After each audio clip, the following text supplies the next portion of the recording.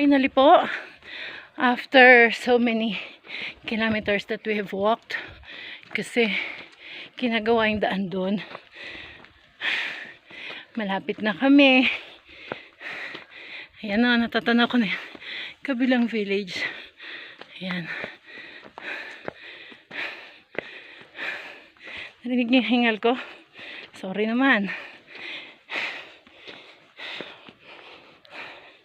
Ayan, pakita ko sa inyo yung kabila. Ayun. Ayun o.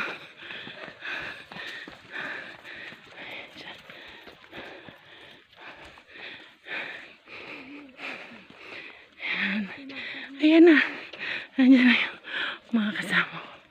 Ayan na sila. Waiting for me.